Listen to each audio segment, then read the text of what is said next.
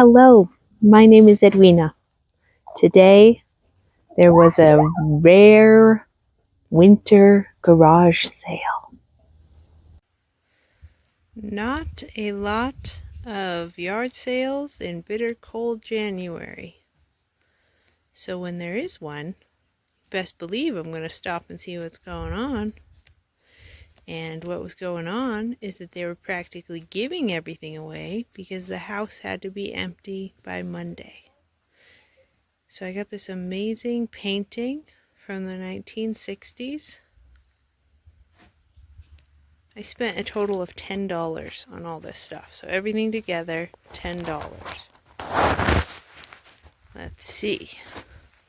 We've got a hat that needs to be washed. I'll fix that up. A little tiny garbage basket. A couple really nice tools. Man, catch a hammer. I'll always pick that up. Nice cool deck of cards. Dragons. We've been playing a lot of solitaire and doing card tricks, so that's great. This is a book stand for my dad for his birthday next month. Oh boy, that has got his name written all over it. He'll be able to read a book sitting at his table. And then this really beautiful little shelf that folds up. See that? You can just fold it up and take it somewhere. $10 for all this stuff. Okay, it also included some nice wrapping paper, a bunch of tissue paper, which is great to have. That was in my pile too. And a couple other weird little tools, a hedge trimmer and a machete. Great yard tools to have. So $10 for everything. But this table has to be the coolest part. Obviously it needs some love. I've got to sand it down and refinish it, and it'll still have a couple stains down here. But it's a rolling tea tray that is, I'm guessing, from maybe the 1920s or something, because it's got all these really nice iron moving parts. It's hard to show it, sorry. It turns into a bigger table. It moves. The bottom shelf rotates out and it becomes a bigger table.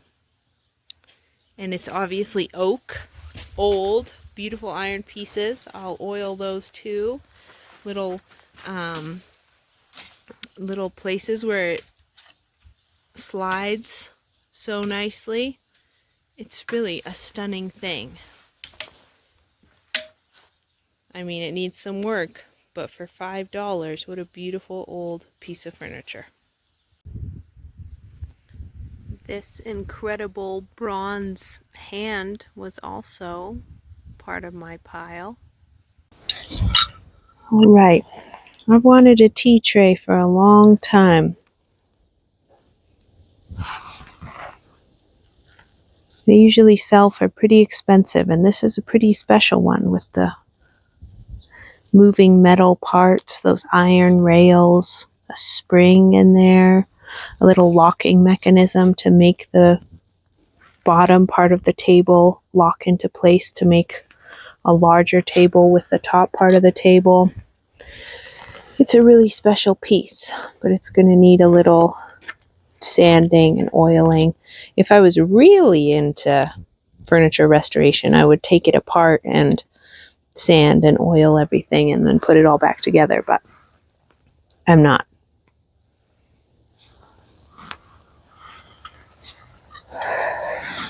January 25th.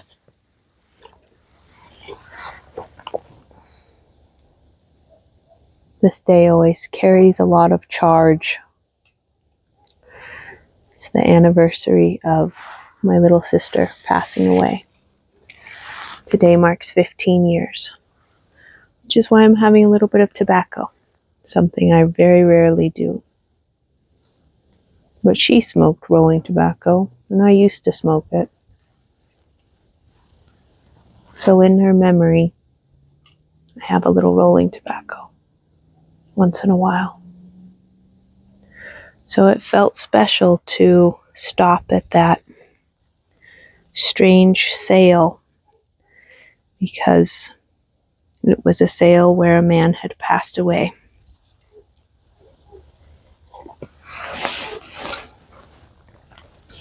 And it felt like my little sister was giving me this beautiful table, since they practically gave it to me. Estate sales are emotionally charged for me. They didn't advertise this as an estate sale, but of course I talked to the fellow whose father it had been. He was an old man who had beautiful taste in tools and things, and you could tell he did carpentry and mosaic and tile work. He had all of these things to make things. He was a maker of things, and we got to walk inside his beautiful workshop. And it's funny because a couple nights ago I dreamed that I was on that road where the sale was. So it all lined up in that way. And to touch somebody's things who no longer gets to touch them, and it makes me think of that beautiful poem. Andrea Gibson is her name, and the poem is Tincture, and it starts out, "When a human dies, the soul misses the body." And it goes on to talk about all these things that we can only experience while in a human body. Like, what else can hear the slam of a screen door and taste lemonade? It's such a beautiful poem, just about the poignancy of lifetimes, just how we accumulate symbolism throughout our lifetimes, the way that our humanness integrates the outside world into its own story of meaning. How our symbols are written in relationship to the world, our lived experience. Like for me, a little rolling tobacco is a very sacred, very mindfully enjoyed, rare treat, because of my lived experience with it, because of the symbolism it holds for me. But for somebody else, a very different story, right? A very different symbol. Ew, tobacco, terrible, bad. Somebody I didn't like smoked it, etc., etc. Myriad different meanings behind that symbol. And it's like the thing in and of itself is neither good nor bad. It's the symbolism that we give it. It's the meaning that our life, our lived experience gives it. Today I'm wearing these vintage from the 60s men's Sears coveralls that I've had for years. They're my winter coveralls. I was doing the wood pile and various other outdoor chores, and we just happened to drive up the road to pick up palitos at my uncle's house, kindling little sticks to start the fire, and there was this sale. Life is full of meaning and magic, but only if we make it so. In that Andrea Gibson poem, she is talking about how no star, no nebula, nothing can know what it feels like to be in a human body, to feel pain, to feel tickles, to feel the fist clench in anger, all those things that we sort of take for granted. Nothing else can experience them. They are only experienced while we're embodied. And at the end of the poem, she says, the stars say, "Tell us again about goosebumps. Tell us again about pain," as they can't fathom it. It's so beautiful. I think it's easy for us to forget how precious this experience of being in a body is, even in its discomfort. even in grief and the most painful experiences of our lives, it's still something that nothing else is like. When I bring things home, I always give them a little smudge before I bring them inside the house. Just because I'm a little sensitive to energy, aware of the way energy sticks to things. I think about things like this. I feel into things like this. And you have to wonder about the lives of things, you know? Who painted this beautiful woman? Who was this beautiful woman? Did she come from his imagination? The person that painted it, her imagination?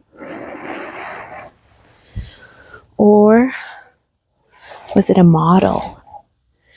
And her youth and beauty is still apparent on this canvas for us to be able to perceive long after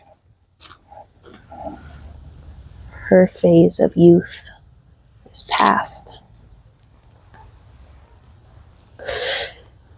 How many houses has this old oak table lived in?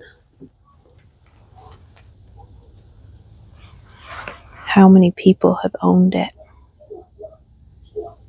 People that are no longer here.